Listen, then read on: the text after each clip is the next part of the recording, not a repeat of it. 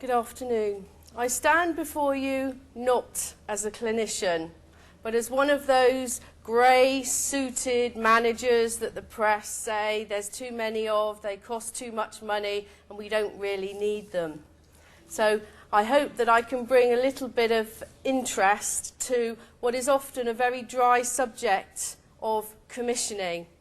And today I'm going to be talking about the challenges of trying to set up new things in a world where all of us are not quite sure what commissioning means anymore and who the funders are anymore, or indeed who are the providers, because in the new NHS reforms, GPs are the providers and the commissioners of care. So I've been a commissioner for 16 years for Wiltshire Primary Care Trust, and 6 years ago I escaped into primary care, and I've never looked back. I love primary care, working with GPs who are prepared to look at innovation, decide it's a good thing, and have a go, and if it doesn't work, modify, change, or even close the initiative down. Having worked in primary care, endless business cases, meetings about the business cases, and 3 years later, you may have a pilot, but the world has moved on and it's no more relevant than it was 3 years ago. So I'm here representing Bradford-on-Avon and Melksham Health Partnership as their business manager. This is a fairly new post, you'll know of practice managers, but over the last few years, primary care has recognised that the single-hander is unable really to move into the new world in that they don't have enough resources or clinicians to really be able to deliver the services that the government now want us to do. So you hear lots of words about federation working, mergers, and it's important these days that because we are an independent business, that we are able to make sure that we deliver value for money for our patients, our customers, and at the same time make sure that the business is fit for purpose, financially viable, so we can continue to improve and employ the nurses that we need to deliver the services that are expected of us. So the aim of today really is just to give you a quick overview to who Bradford-on-Avon and Melksham Health Partnership are, because we're not a traditional practice of, say, 9,000 patients, and having a business manager is not a traditional role in practices, but it is an emerging one, and I just want to outline the kind of size of business that you would need to have this role, and what do they do really. You probably know about business managers in banks, but in primary care it's less usual. I don't know why it keeps busying across. There we go. And then I'm going to talk a little bit about commissioning. What does it mean? Because we banned this word around, but actually it's quite a complex set of processes that give you the option to set up a new service. So a little bit about that. The challenges that we face in primary care. We know very much about community nursing, district nurses, and the valuable work that they do in setting up these clubs. And then you have several GP surgeries who refer patients into them. But what about us in primary care? There's a lot of resistance for GPs to set up their own clubs, and in some cases to even refer their patients in. Why would that be? A little bit of understanding from their perspective. How we set up the Lead Club in Bradford-on-Avon, or we will be setting it up. It goes live in November. We're not quite there yet. And the challenges we faced in the way that we are contracted by the government to deliver our service through something called the General Medical Services Contract, and the difficulties that brought and how we overcame them. And how lead clubs can survive in the any qualified provider. There was a touch on that in some of the morning presentations. We said any willing provider is now any qualified provider, and is that an opportunity or a threat for lead clubs? So Bradford-on-Avon and Melksham Health Partnership, this is us, this is our team, and this is the health centre set of staff. We've got other businesses, but these are the staff that work in the GP surgery. And we cover a geographical area from the edge of Bath at one end right the way up to the other side of Chippenham although our actual registered patients is 20,500, but the Primary Care Trust expect us all to have an inner and an outer boundary. An inner boundary is the area where we are prepared to go out and visit a patient if they have a need for a home visit. And the outer boundary is where you have patients who've moved and say, oh, doctor, I've been with you for 30 years, I can't possibly re-register with another practice. Please, can I keep coming to see you? And it's, yes, that'll be fine, but you recognise that I can't pop over for a home visit when it's a 2-hour round trip. Who we are, well, I've said we cover 20,500 patients. We've got a very large research department with 4 dedicated research nurses, 9 GP partners, and a management structure which is a managing partner who has a financial interest in the business, in the old days known as the practice manager. Business manager, that's me. I've already explained about my role. It's everything that isn't day-to-day operational. So it's the strategic, the business planning, making sure that we deliver on the targets that we have from the PCT, or now the Clinical Commissioning Group, making sure that anything in terms of new initiatives are financially viable. I'm sorry to say, but we are a business at the end of the day. So how much things are going to cost and whether we can deliver it within the financial envelope is an important part of what I do. A general manager who deals with the day-to-day, so she has 45 admin staff, making sure that our appointments lines are up and running. We've got enough people to answer the phone. We've got enough staff on the appointments desk to take all the appointments, that all our paperwork gets sorted and moved around and patients' records go to the right place. There's a large number of tasks that she needs to make sure we've got enough staff to deliver. And a nurse manager that looks after a large nursing team, again, making sure that we've got all the appointments that we need to support the services that we're delivering. So it's 125 staff, a lot of them are part-time, so that brings challenges in itself, making sure that holidays are covered and the hours, you know, Monday and Friday are the days that nobody really wants to work when they're part-time, and they're the busiest days, so that's a challenge. We've got 3 smaller health centres providing GP surgeries. We own a pharmacy. We've got a dispensing health centre, which is 2 doctors and a nurse and a dispensary. Of course, with a dispensary, you're only allowed to dispense to a certain location. So it's primarily to the rural, small villages around the Winsley area. And we have an NHS and a private dental practice as well within our site, and a private occupational health service. So it's quite a big business. And then the partners of Bradford-on-Avon and Westbury Group Practice came together and recognised that if they wanted to play with some of the private companies like Care UK or Virgin, they needed to come together in a business sense to be able to bid for contracts that were being put up by the PCT. And in 2008, there was a very big leg ulcer contract put up in West Wiltshire. 17 GP practices plus the district nursing clinics were put up to tender because the PCT were having a lot of complaints from patients about access, standards of care, and felt that they needed to put a specification out that everybody adhered to, and then it was monitored. And so we went to our GP practice colleagues and said, well, you know, why don't we all get together? Because if we can come together and put one bid in as 17 GP practices, we have an opportunity to get that contract because they're going to be more comfortable to commission through one service provider than through 17 different contracts. So we created Bradbury Healthcare Alliance, which is 2 GP practices, and then we subcontract back out to those GP surgeries in West Wiltshire that want to continue providing leg ulcer services. Some of them said, whoa, this is fantastic, I'll never have to do another Doppler, I'll never have to do another leg. You do it for us, you take the money, and we'll just send you the patients. And that has increased as the years have gone on. And we've now got 9 practices who provide their own service in-house, and 8 practices for whom are leg ulcer nurses, of which we've got 2 here. Welcome, thank you for coming. And they provide clinics in community hospitals, but for patients from particular GP surgeries. And we've been doing that since 2008.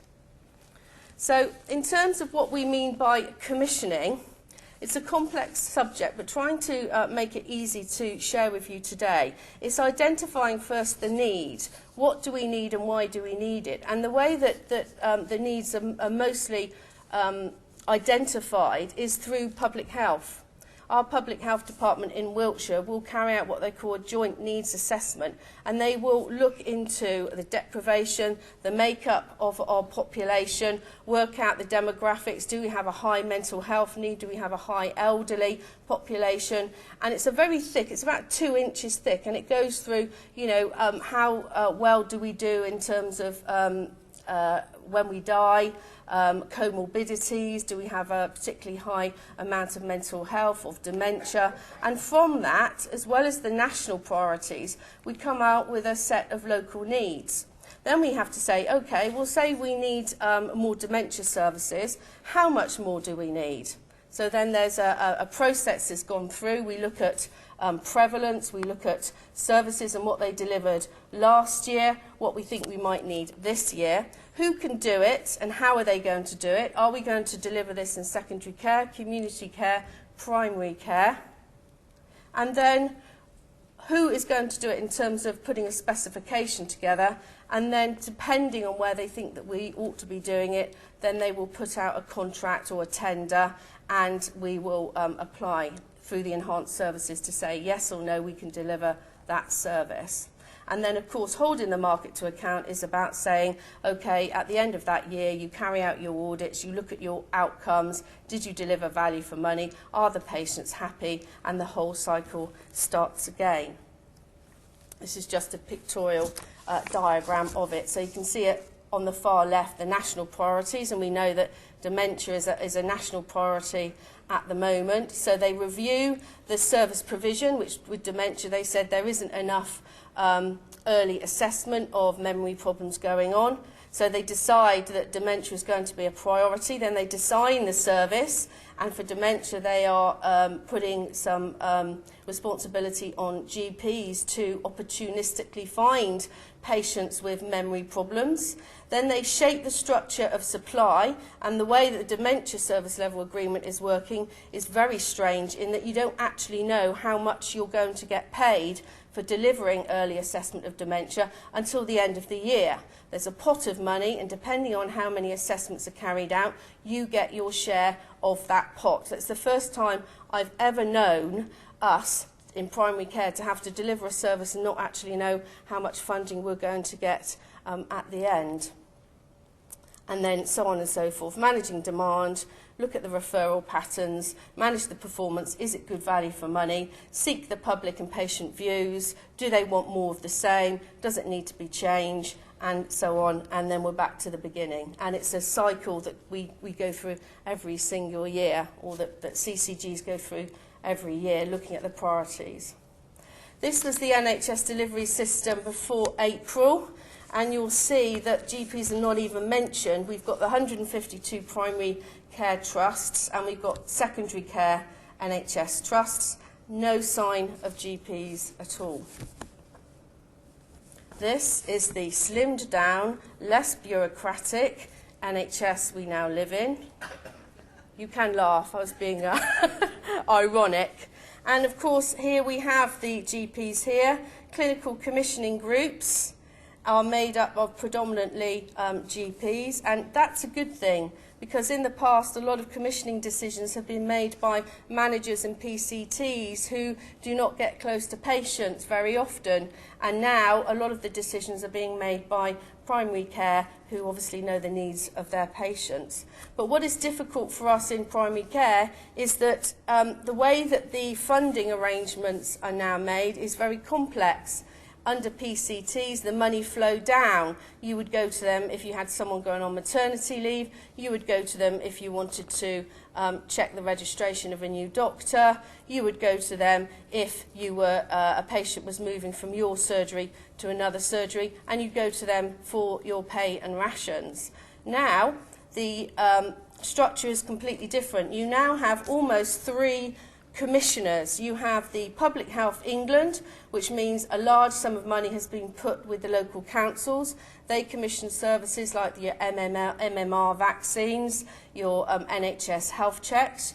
You have money that sits with NHS England. They look at the more strategic national priorities. So, for instance, they're doing the new dementia service. And then money flows down to the clinical commissioning groups, and they commission all the enhanced services, so like contraceptive services, minor ops, and a whole range of things that we deliver in primary care. There's 38 enhanced service level agreements, and we're still not sure exactly how much we're getting for each of those, because money's flowing into primary care with no remittance advices. And you might think, well, so what? But if you get a lump of, say, 50,000 and you don't actually know where it's come from or where it should be badged against, it's causing all kinds of chaos in the way that we have to sort out our finances.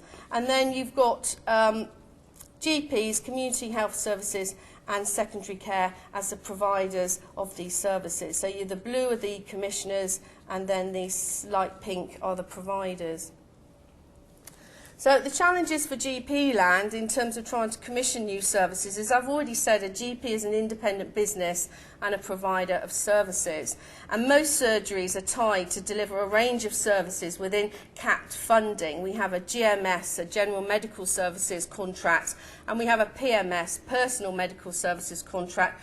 The practice I work for is personal medical services, where you have to tell the CCG what enhanced services you're going to deliver for a particular block of money, whereas under a GMS it tends to be more about the numbers of things that you've done and proving that you've done it. So a lot of bigger practices have gone down the PMS route because it's easier to develop services within a finite amount of money without having to bean count, if you like, and audit that kind of minutiae of detail. And despite what you read in the press, GP income has been falling for the last 6 years. And our practice in particular 2 years ago just had £82,000 stripped out of its budget by the PCT, who decided it wanted to try some new things in primary care. There was no discussion about it. It was literally just a levy that was taken away with one hand and given back to us on another if we were prepared to do a range of new services. In addition, this year, the Quality and Outcome Framework, which is an additional income stream linked to a set of performance indicators around long-term conditions. So people with diabetes, we have to make sure that we deliver about 20 different tests on them, keep them well, and make sure that we do it on, say, 75% of our patients. In the new QOF for this year, they've raised the bar to now 95%. So, for instance, if they want you to find out the smoking status of all your patients, last year you may had to have done it on, say, 3,500 patients. That means every time they're coming in, asking them, are you a smoker or a non-smoker, and recording it. And for that you would get a certain amount of income. This year they've raised it to 90%, which doesn't sound a lot, except you've got another 2,000 patients to contact for the same amount of money that you had last year. The other thing they've done is by stripping out 100 QOF points, which to our practice it's about £400 a point, they have said that we now have to do 4 new services for the same money that we had last year. One is dementia, one is something called the Risk Stratification Scheme, which is trying to identify patients who are vulnerable to admission and put plans in place to keep them out of hospital. One is about making sure our computer system allows patients to access and make appointments, get repeat prescriptions and cancel appointments and update their addresses through our computer system instead of having to come in. And the final one, I'm still trying to work out what it is. It's called remote care monitoring, and it's about picking a chronic disease group and encouraging patients to self-manage, self-regulate, and then send in their scores into the practice, and we then record them on their patient record, but it's still a bit fuzzy on that. And for delivering all of those services, we will get the funding back that we got automatically last year. So it's difficult for primary care to match up with the big boys like Virgin Care and Care UK in bidding for new services that are being developed by the CCG, because although we are independent businesses, you look at and with respect to the corner shop and Tesco, their infrastructure is considerably different. We in primary care do not have big business teams, lots of analysts that can put great business cases together. Those are out there, but it's very unusual because the doctors are busy delivering care to their patients and the practice manager is busy on the ground trying to make sure that there's enough appointments. So already we're not on a level playing field. And it's difficult for us to try and develop services out of the norm that aren't dictated to us within a framework from the Department of Health. So innovation is there to a degree, but we're also busy trying to do the day job to actually come up with lots of good ideas for new ways of doing things. And in some parts of the country, the service level agreements like health checks and MMR and contraceptive services that sit within councils, they're just making decisions to suddenly put them all out to tender. So it means that you now have to go through the process of applying and writing business cases to apply for the work that you've got nurses delivering already within GP practice. So getting on to the really good stuff now, that was the dry stuff. Why a leg club in primary care? Well, Bradbury was aware of the leg club since 2010 when Ellie came to West Wiltshire and talked to the nurses about the social model. And we were all really excited and we wanted to move ahead with it really quickly. Initially, we wanted to put a leg club into Melksham, which has a population of about 20,000. And Bradbury was already providing leg ulcer care to the 3 practices. So we thought, yes, we can go ahead with this. But then we realised that actually the full repertoire of the leg club is any lower limb, whether it's edema, wet legs, whether it's well legs or leg ulcers. And actually our service level agreement with the PCT is only for leg ulcers. So if we were to have a leg club and we were taking patients with other limb problems, we wouldn't actually get any funding for it. And so we could end up with lots and lots of patients and actually no money to pay the nurses to deliver that service. Because the service level agreement with the practices include looking after those other legs other than leg ulcers. So the problem is that we didn't know where to go, really. We wrote a small business case for the PCT and put it to them, and their initial reaction was, well, you can't prove to me that you're keeping patients out of hospital, and therefore it doesn't fit with our local priorities. So thank you for coming to us, but sorry, no go at the moment. The GMS contract has no provision for providing services for patients from another surgery. There's no patient flow of money that follows the patient. And so we were kind of flummoxed at that point. So it had to go on the back burner. But we didn't give up. Fortunately, in 2011, Bradford-on-Avon Health Centre merged with another GP surgery. And we went to 20,500 patients. And we then realised that in a busy health centre, seeing 30 or 40 patients a week with leg problems gave us enough of a cohort that we could actually set up our own leg club with our own patients. And that's when the dream came alive again. It's not a good place to go. If you're waiting to see the duty doctor or you're waiting to see the nurse, it's okay on a Monday morning. But if you need to wait for any length of time, it's like downtown Beirut, unfortunately. Sometimes there isn't even a standing room. It's very busy, it's crowded, and it's not conducive, I don't think, to good patient care in terms of someone that may need some time to talk or for you to understand what their needs are. The rooms are quite small as well. So we wanted to get on and put a leg club in place as soon as possible. We also had a better relationship with the neighbourhood team, in that there's lots of initiatives going on about trying to keep patients out of hospital and being much clearer about who the community and district nurses are seeing from your caseload. So we came together and talked about some ideas of putting a leg club into Bradford-on-Avon and all nurses working in there. So the district nurses would bring the patients that they see in their own homes into the club as well.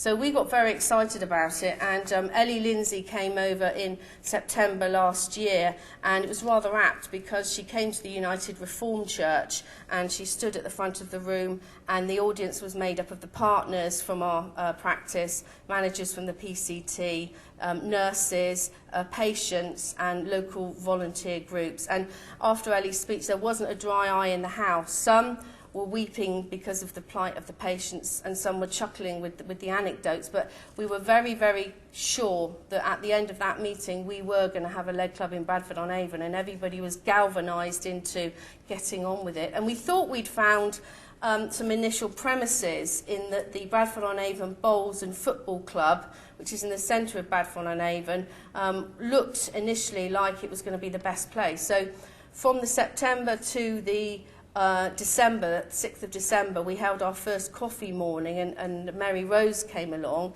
and I'd already been along several times and been shown around the rooms, and was very impressed with all the radiators, and it was carpeted, and because they had a bowling alley, there was an area that wasn't carpeted that we could use and make sure it was nice and clean, and put down all the infection control baseline, etc.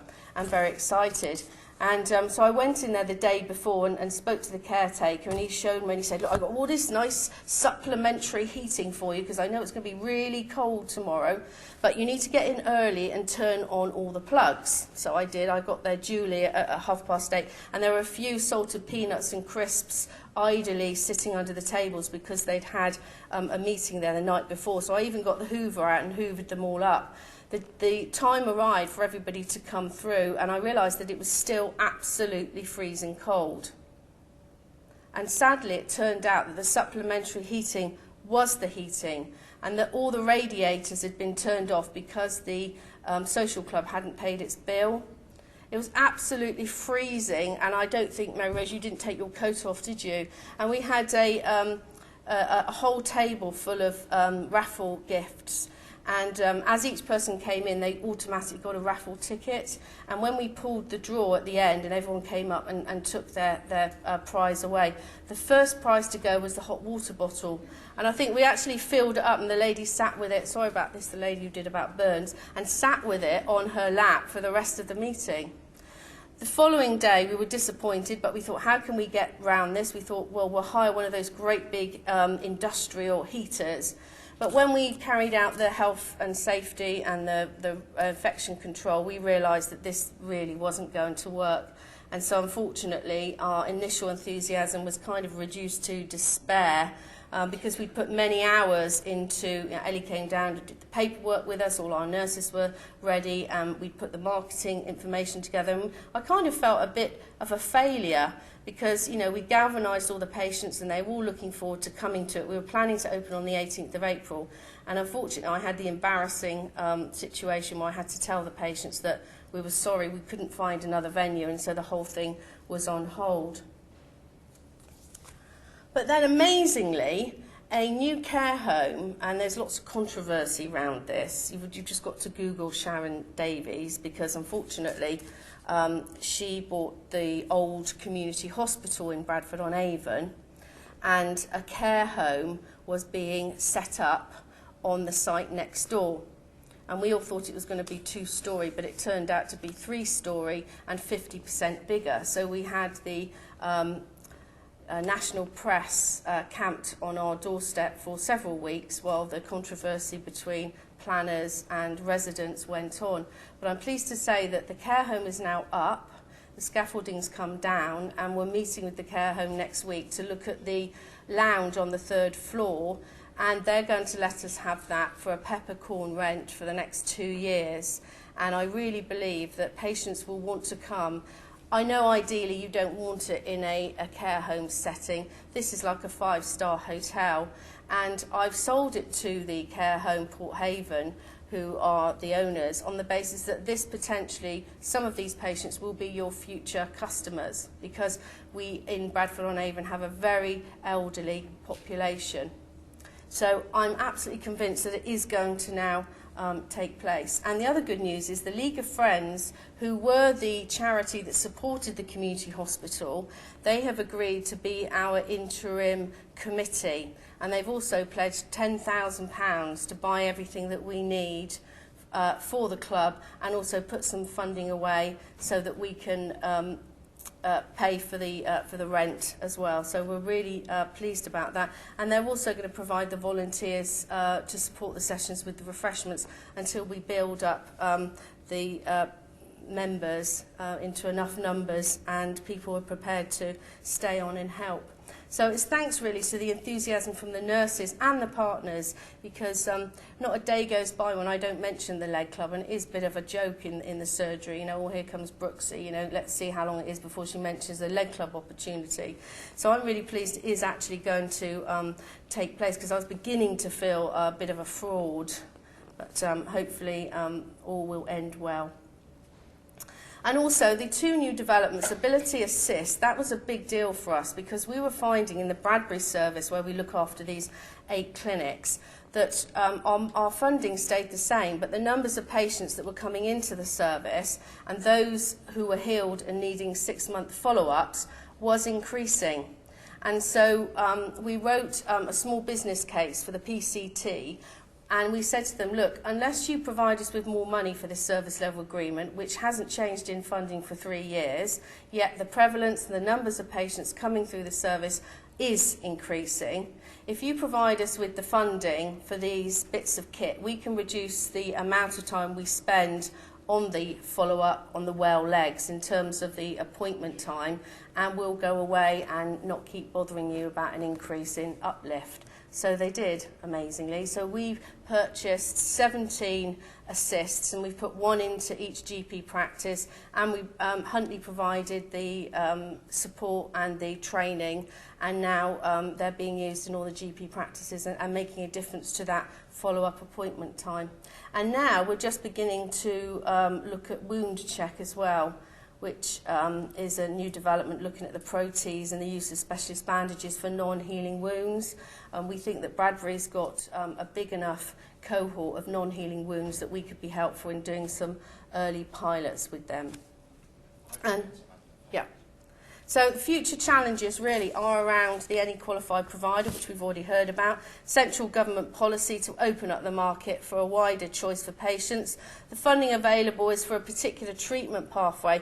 From all the information I've looked at, and if you go on the Supply to Health websites, you'll see all the service specifications, but you know, they are about that thick and they don't really say very much. They tell you what potentially you can get for the different care pathways, but there seems to be no funding or recognition in there in terms of the preventative element and the follow-up care. So is that a perverse incentive? Bearing in mind that we want to prevent people getting into having leg ulcers, but then a new service level agreement comes up and says, well, we're only going to pay you when you treat them. So that's a bit of a concern for us. But we actually believe that leg clubs are very well placed to deliver AQP, because what it means is that if a GP in isolation says, yes, we can provide this service because we have 3 practice nurses and they all deliver leg care, how are they going to know about the standardised practice? Because it's really important at the assessment stage that you're very clear as to which pathway your member, patient, client is likely to go through.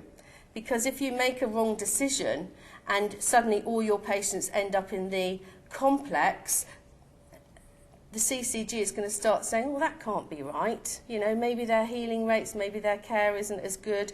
Whereas in a leg club, you've got it all out in the open, you've got standardised practice, and you can deliver the service in the same way. It also means that you can crank up or reduce the capacity that you need, depending on how many patients from other practices come through to you. Whereas again, if you're in a GP surgery, you've got to think, oh God, I haven't got another room, I haven't got another nurse, and it becomes more complicated. So we need to think about how the leg club is going to manage its capacity when it doesn't know how many patients are going to be coming through its doors under AQP. But that treating in a standardised way in one location will aid it in terms of being able to put more nurses on or reduce them. And clinical systems in Wiltshire, we all use, well, most of us use something called System 1, which is the Phoenix Partnership, which was developed by GPs for GPs. And it means that when we set up the Lead Club, we are able to take our laptop with a special little token. When we open up the laptop, we have live access to all our data on our patients and templates. We can put the information direct into the patient record, and when we close down the computer, the data is completely safe. And because 90% of practices in Wiltshire, and Wiltshire's got 63 practices, all are on System 1, it means we're able to give permission to each other to access patients' records. So under AQP, it means that we haven't got to worry about not knowing when Mrs. Jones had a blood test or whether she's had an infection or what medication she's on, because actually we can read it, and if the GP surgery allows us, we can input direct into that record through a template, or we can just do a read-only. But either way, the information flow is better. So in summary, Bradford-on-Avon and Melksham Health Partnership is not the average GP practice. I recognise that. You do need a certain number of patients to make it viable, I think, to have a GP-led Lead Club. However, federation working, practices working across locality is the buzzword now. We all need to work together. If we all put a certain number of hours of our nurses into the pot, along with district nursing, there's no reason why we can't have a primary care lead club in every town. We touched on commissioning in the simplest form. It's become more complicated because of the different commissioning and the financial flows. It isn't easy, even for those people working in commissioning. But, you know, we've got what we've got, and we'll work as much as we can with them. And we're now aware that the CCG is run predominantly by GPs, so it's never a better time to influence them. And the best way to influence a GP, I found, is to find another GP champion, because I think they're more easily influenced by their own peer group often. And I've talked about how we developed the Lead Club despite the constraints of the GP contract, and a little bit about the challenges to lead clubs under any qualified provider. So it's all baby steps now, but soon in West Wilts there'll be lots of healthy legs. Thank you for listening. Thanks. We can take perhaps one question. I know it's a very... I should use this, shouldn't I? I know it's a very complex area. I think Amanda's helped us to understand the core elements. Are there any questions? My question always comes back to how can we include, or how can people get paid for that preventive element? Do you have any ways in which we should be thinking about looking at that?